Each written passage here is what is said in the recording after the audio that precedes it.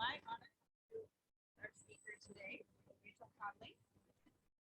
Rachel is a member of the club, as we know, and she received her bachelor's and master's at OSU in the field of nutritional sciences, and she's also a registered dietitian. She worked in private consulting for 15 years and then at Keystone Food Service for 5.5 years, first as a child nutritionist, then in sales and marketing, and then she wrapped up her time at Keystone as vice president of operations. As I'm sure you also know, she's the executive director at Our Daily Bread, which has been in her very capable hands since January 1. And she and her husband Seth came to Stillwater in 1996 to attend OSU in the Philippines. Seth is a teacher at the junior high and he coaches high school soccer. They have 4 kids, ages 19, 16, and 11, which sounds like a very active household. And we are very fortunate to have her as the incoming Sergeant at Arts. So there will be no degree of entertainment lost when Shane steps into his new role as president. So please join me in welcoming.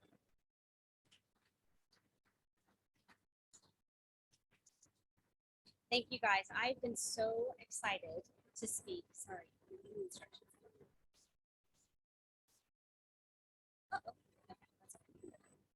I kept waiting for Chris to invite me to speak about Our Daily Bread, and I was like, oh, next month, and then next month. And finally I texted him, I was like, can I speak? He's like, I've got 1 slot left. And like the next year. So he's phenomenal, but I just want you to know, Chris, if you're watching or if you see this later, like, hopefully I'll be actually glad that I first met him. I see tons of Our Daily Bread supporters here. A lot of this probably won't be news to many of you, but I hope that you're able to learn something new about what we're doing now. Most all of you know, maybe some of the new ones don't, that Becky Taylor basically helped build that place, and the first director and the director until October of 2020. She saw some hard days. The pandemic saw us move from a store model to outside car distribution. When I was really learning more about the organization as I was applying, I had volunteered there, but you see a little bit of it. That seems like a lot, and Becky's a phenomenal leader. Do I want to follow her? Like the guy after the MVP always sucks, right? So, like, do I want to set myself up to fail in that organization? I actually called her one Saturday morning. I didn't really know her well enough to call her, but I did anyway. And we had a really great conversation. She's who she is, and I love that about her. And she's honest, and she loves Our Daily Bread. And she has really empowered me. It's been all about the organization and not the person. It still is. And I've hoped to carry on that tradition there. What a phenomenal resource for our community. And I'm so thankful to be a part of it as long as God keeps me there. Thankful for your leadership. And the handoff was just lovely. So very sweet. I see she's still encouraging me. Yeah, so I'm going to tell you a little bit about what's going on today. I talk fast, so if I need to slow down, tell me. But when you really love a place and you prepare to tell people you care about the place you love, I put a lot into this, so it's probably too much. So if you have questions during, please stop me because I would love for you guys to learn exactly what we're doing now. Our mission is feeding our community collaboratively because it takes a lot of us. Many of you are partners with us. Donations, volunteers, your organizations coming alongside us in the day of caring. I've seen many of you at mobile markets, many of you with the Afghan refugees coming to Our Daily Bread. What we do takes a village. So collaboration, I've said that word more in the last 1.5 years than I had ever said it in my life before, I promise you.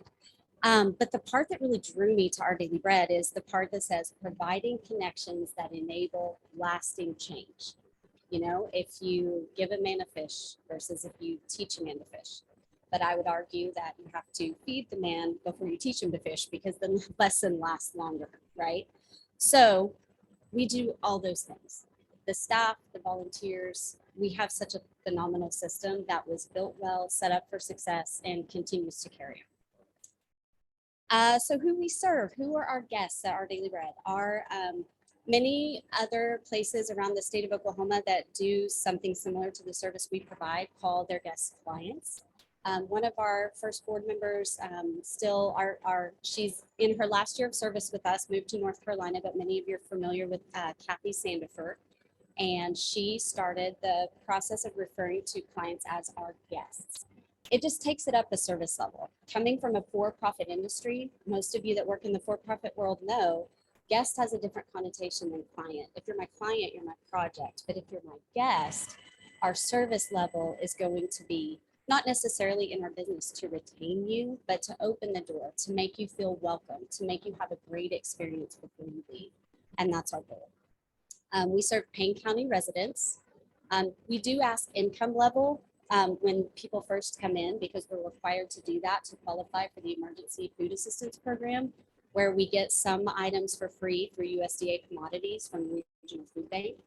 However, whoever comes in to get groceries does not leave without groceries. So we have a lot of people come in and say, I make more than that for my household size, but my truck broke down and my electric bill is twice what it was. And so anyone that comes is going to be able to get groceries and a lot of groceries before they leave our doors.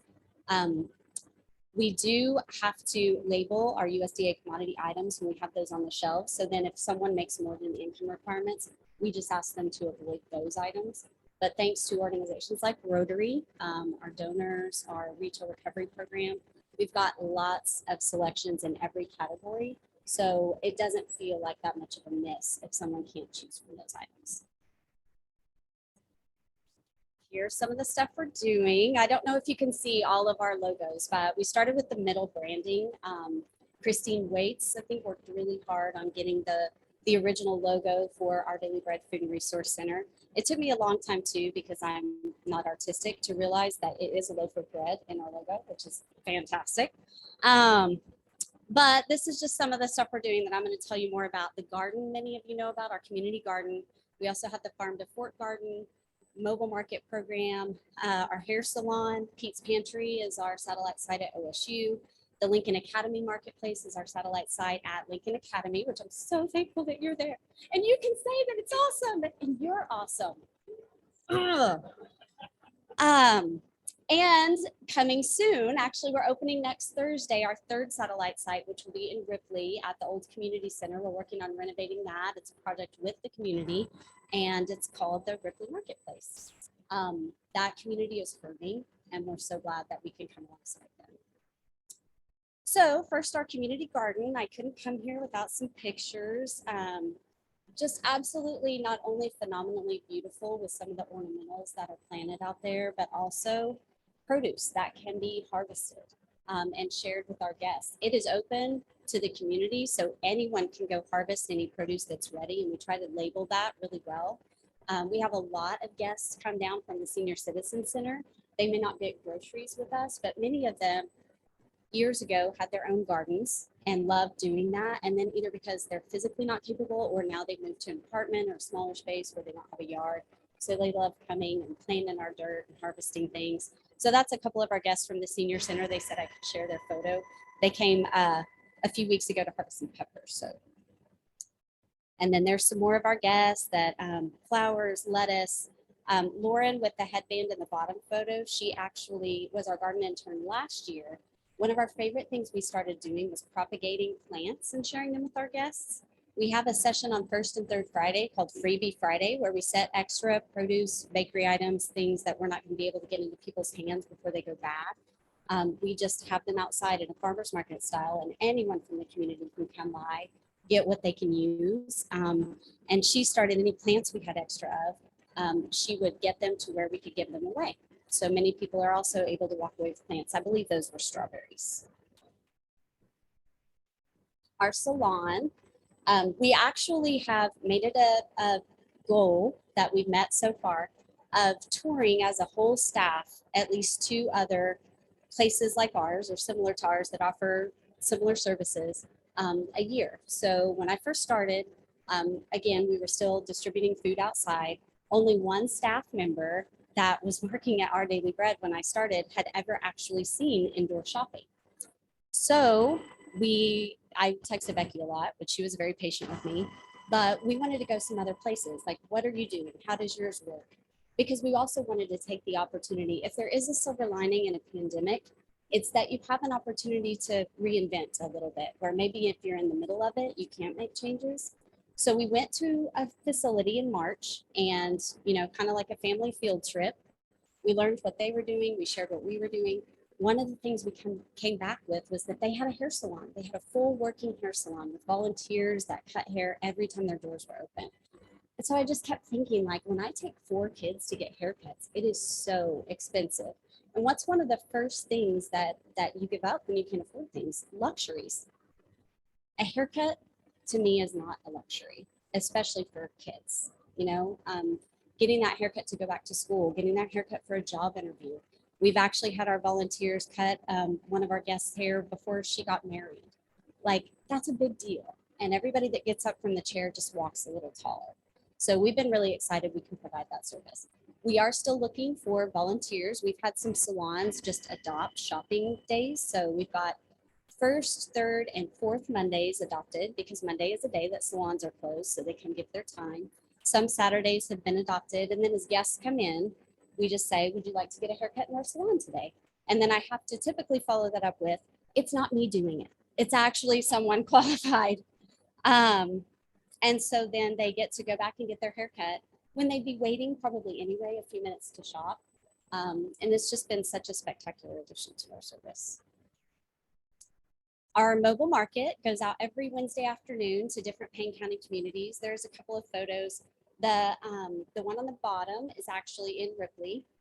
We've been going to Ripley for quite a while now, but we actually load up in cars in several communities. So they get what's in the milk crates and the bags, and then also a freezer bag and a cooler bag of food.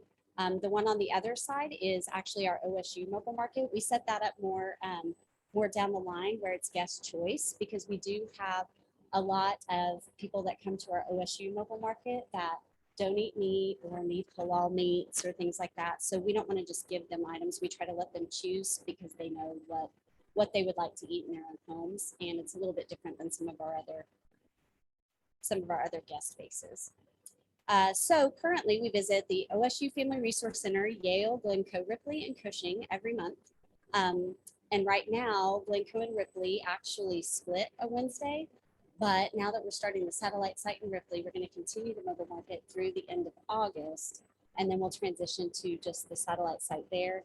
We're going to do a special delivery in Glencoe because it's our smallest, and then we're going to add Perkins on monthly instead of just 5th Wednesdays. Also this month, we started adding TFAP delivery to every mobile market community, which means if someone in these communities cannot get to our daily bread to shop for a big allotment of groceries, because our mobile market is supplemental. They can receive groceries at mobile market and still come to our daily bread. Some people can't get to us. So we've been working hard with the communities to make sure that if someone does need more groceries, they just have to call a week in advance. We sign them up, we shop for them, and then we send it with our mobile market truck, but they get, like, usually, depending on household size, about 4 times as much as they would get with the normal mobile market. I'm talking too fast. Everybody with me? Oh, I'm so sorry. TFAP is the Emergency Food Assistance Program. It's the government program. By asking the income requirements of our guests, we qualify to get those USDA commodity items. So one of our other projects has been Pete's Pantry. We opened Pete's Pantry in February. It's in the basement of the student union. This was an effort that, so as I call it, the pandemic thaw, I started and I was learning all about the organization, and I had so many questions and learning things. And about March, my phone started ringing, and I don't think it has stopped yet.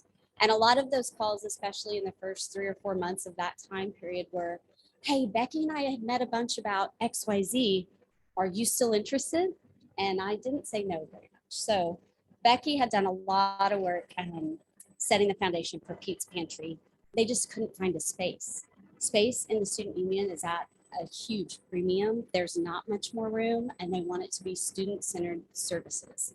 A food pantry, in most cases, is not going to pay much rent, so I don't know that we were a priority for a while, through no fault of theirs.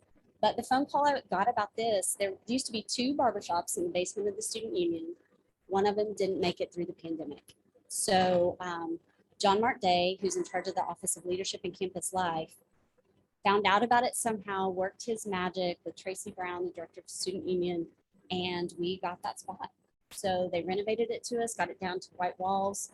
We have a cooler and a freezer, lots of shelves, keep it stocked full. We ask that students and staff and faculty only come twice a month if possible, but we've never turned anybody away. We're open Tuesdays and Wednesdays, 10 to 2 right now, which has been nice to sustain through the summer because we have slowed down. But looking in the fall to expand those hours. So this is our Lincoln Academy Marketplace. As you heard, it's almost like I planted you, like truly. So you've heard her story, and that is a lot of the Lincoln student stories. I'm the primary caregiver for a younger sibling. I come to Lincoln to get my coursework done in self-paced, then I go to Meridian, then I go to work, then I go home and start it the next day. Sometimes it's not just not having resources to get groceries, right? Yeah, like, wow. I don't even think I did that when I was 30. Yeah, or even still, and I'm not 30. But like these kids are phenomenal. They apply to get accepted to Lincoln. And then they go there just being dedicated to everything in their life. They want an education, they want opportunities. But like, when do you go to the grocery store? You know, sometimes transportation is an issue because you can ride the bus to Lincoln, you can ride the bus to Meridian and then home, but you can't ride the bus necessarily to the grocery store, not the Stillwater school bus. So then OSU transportation, which I'm thankful it's available, but it's also not ideal when you need to get groceries. So we were able to work with the Stillwater Public Schools Administration and Board to open the Lincoln Academy Marketplace. And it's been a huge blessing for us. I hope it was for you guys.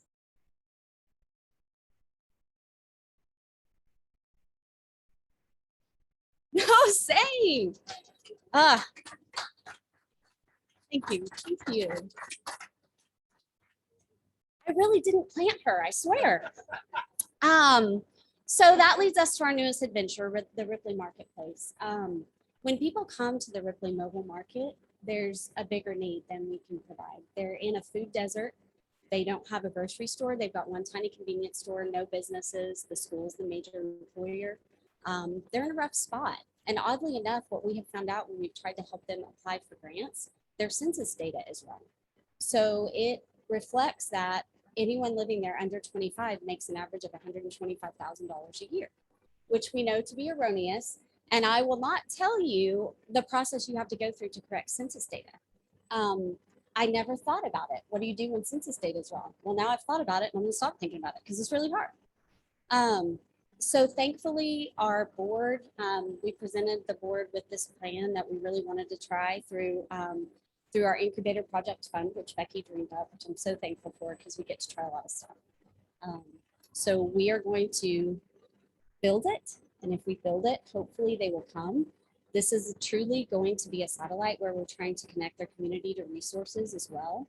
I am hopeful that it'll become a place where if Marcia Dittmeyer is sitting in her house in Ripley on a Thursday and goes, man, I'm out of potatoes and onions. Oh, the marketplace is open today. I'm just going to run down there and give them a donation and get some potatoes and onions. This is not an income-based program. I want it to meet the needs of the entire community because we also got internet. We're also going to have a landline. We're going to try to have a homework station. Right now, we're going to be open Thursday afternoons, but we're hopefully expanding that. And then based on grants that we're continuing to apply for, even though the data is kind of skewed, we're hoping to get some money to really renovate the whole community center for them to leave it better than we found it. Fun project. So this is a huge list because I couldn't leave anybody out, but these are some of the things since the pandemic thaw that have just been such a benefit to our guests. Stillwater Medical gave us a blood pressure machine in our waiting room. You know, those used to be everywhere and now they're not. So people, high blood pressure is the silent killer. It's scary. People can have headaches and just think they're dehydrated. So we really encourage our guests, hey, when you come by, please check your blood pressure. And if it's high, let us get you connected with somebody that can help you further. SNAP signups, which SNAP is the food stamp program. There's a lot of people that qualify for SNAP that have no idea they do. So we offer SNAP signups on site and we can kind of guide them through that process because it is a pretty long application. Expanded Medicaid. Medicaid expanded in July to include different income levels and different ages. And so a lot of our guests don't know that as well. So when they come in, we have a slide. If you have more questions about this, let us know and we can get them signed up for that. We have an omnibus cabinet, Everyman downtown. Bryson Baker is a huge partner. He's also one of our salon volunteers. He would say barber, he's barber volunteer. But he started a program called omnibus cabinets. A lot of people know them as blessing boxes. It's take what you need, leave what you can. A few months into me being at Our Daily Bread, the staff just said, you know, it's really convicting to us that we leave for the weekend and we know people are still hungry. So those weekends we're not open, what can we do? So as we brainstormed through the process, Bryson had built these omnibus cabinets and you could get one for $400, put it outside, and they're super nice cabinets. But we decided we would stock it before every weekend so that if people did need food, they could still have access to food. And so he ended up getting donations to cover the cost of our cabinet. He came and set it up for us. It's a really, really neat program. We have a Red Pantry, which is provided by OSGA Red Pantry Committee. That's menstruation products. Super awkward to say, but all of my men on staff know how to buy tampons now. I mean, they're expensive, and there is such a thing called period poverty. It's awkward and it's horrible, and people have to deal with it. And so when people come in and need those products now, that's not a selection off the household shelf. Like say, Larry, you only get 3 selections in your household shelf and that needed to be one of yours. Now you get 3 other things because this cabinet is in, yeah, sorry, that was by accident. But this cabinet is in our waiting room and there's bags on top and everybody's pretty comfortable to just go get what they need, which has been a phenomenal blessing. We have a little library. Shield on Wheels is our partnership with Salvation Army, where they come and deliver to homebound and disabled clients once a month. So it's really organized. We have a pet food section now on our shopping floor. If people have dogs and cats at home, the pet food pantry of Oklahoma City gives us like 8 pallets at a time of pet food. They're an amazing partner. Senior servings program. This is like frozen meals that you can microwave or heat in the oven. If our guests are over 60 and have trouble standing long enough to make a meal, they can qualify for 12 of those a month, plus groceries at Our Daily Bread. So pretty fantastic. Nutrition classes, recipe education, garden board, resource board, OSU at ODB nights during the school year. We have a job board outside to connect people to open employment opportunities, especially convicted felons.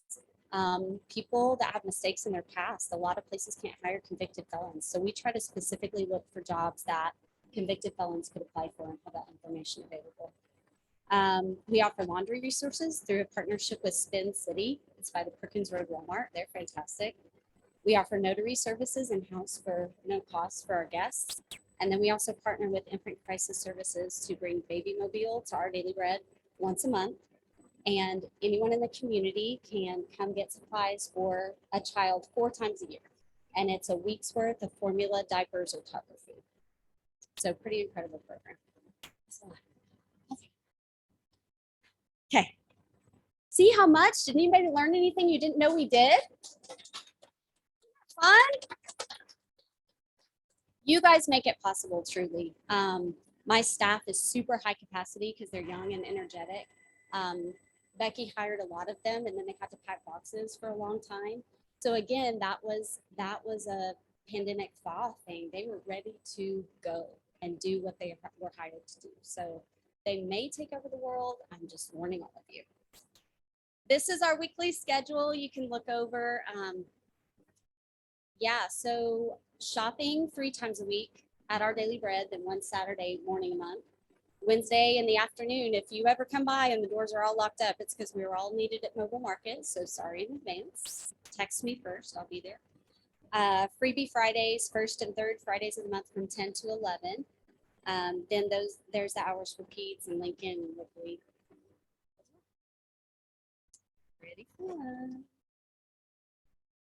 So here's an example of our service and numbers through 2021, which you have a lot of that on one of the handouts on your table.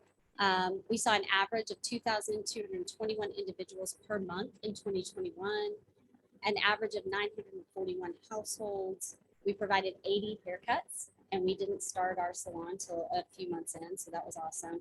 And our mobile market itself reached 2,862 guests in 2021.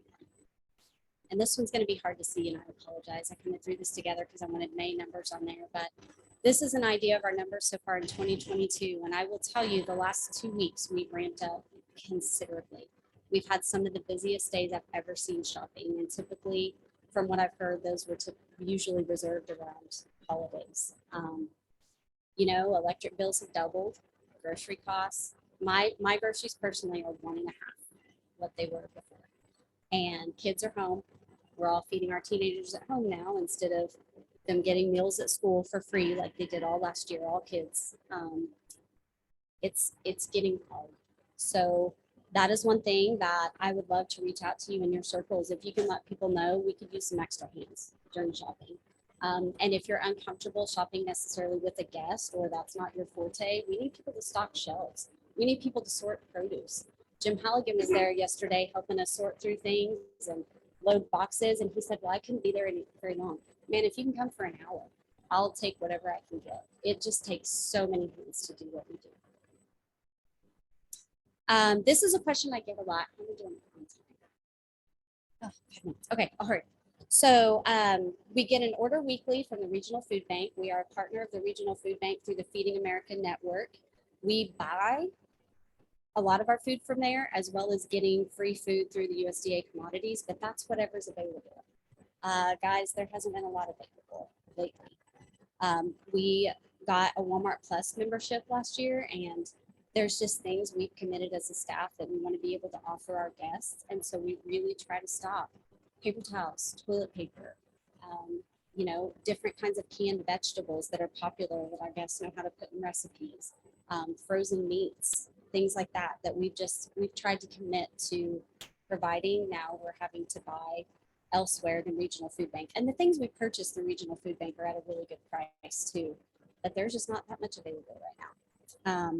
Our retail recovery program is where food is getting close to its best buy or sell by date, and the stores take those and give them as donations to us, so they receive credit as an in-kind donation. We have a team of about 20 gentlemen that pick up Monday, Tuesday, Wednesday, and Thursday morning from different stores. They have different routes. It's like a bus route. It's very exciting. But they go pick up the donations, bring them in, we weigh them, enter it, and then our volunteers sort through it. We make sure that we're only giving the best to our guests. If there's produce that can't go out or bakery goods or whatever, we compost as much as possible. And then if there's things that we can freeze, if we have a surplus of certain items, then we try to give them out Freebie Friday. So we're doing our best to create not very much waste and make sure that food gets into the hands of people that can use it. Some things coming, and then I will see if there's any questions. I know I've hit you with a lot. Our partnership with the City of Stillwater on the rent and utility grant, some of you may have heard that we're going in for a phase 3 on that. We got $250,000 to give out, thanks to Becky's tenacity, I would say. So we will be starting around September 1st, giving out more money for rent and utility assistance, thanks to the City of Stillwater. We've got a new grant from the Oklahoma State Department of Health. It's called the COVID-19 Disparities Grant.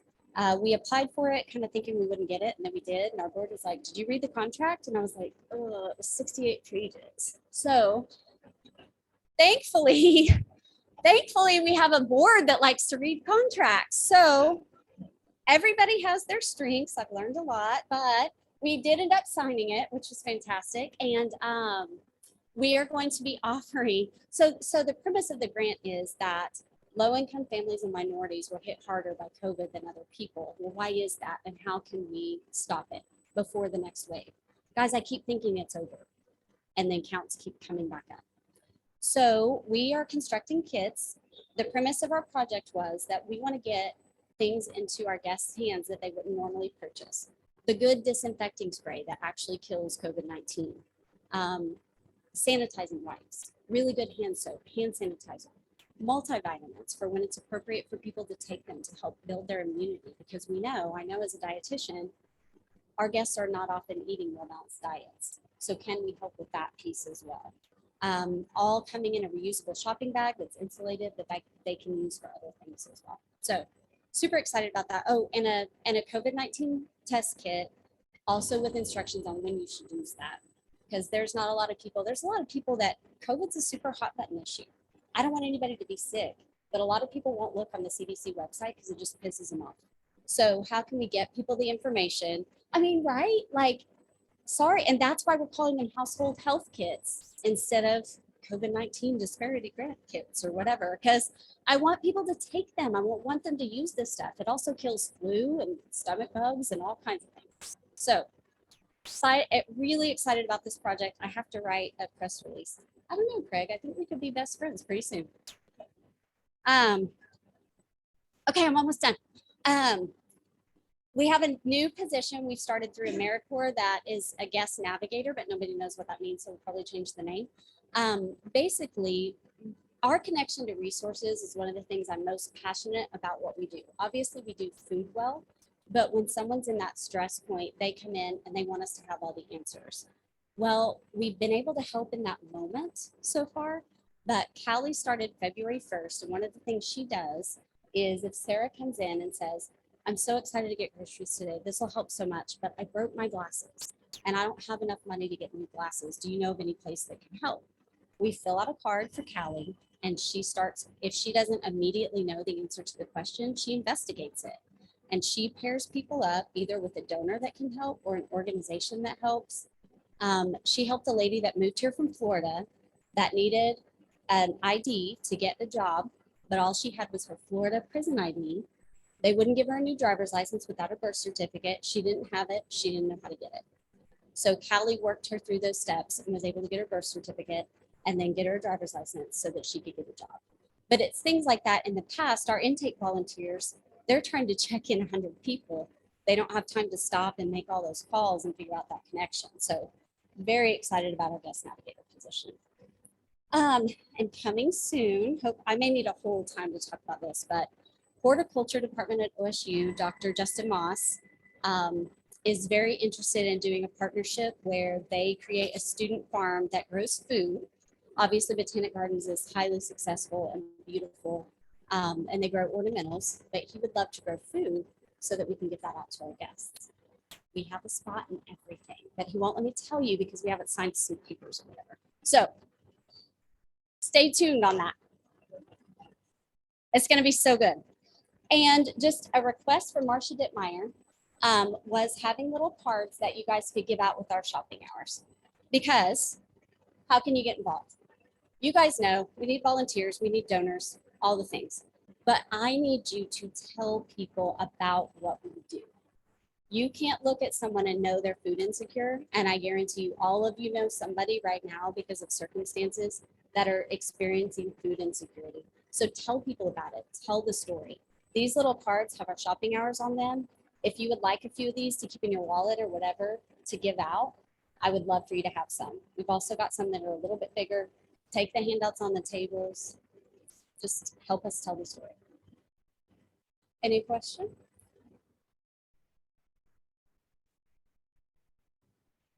Our garden manager, Shelby Mendoza, we actually, when Keith Reed, who was our, champion of community garden, he moved to Colorado with his family. And he told me, he sent me a strongly worded email that said, don't you let this garden die. I had known him about 2 months and he was already threatening me, but that's him and I love him. So our board approved a position to hire a garden manager. Her name is Shelby and I can get you her information. Yeah, she coordinates the garden volunteers. That was the question. Yes, sir.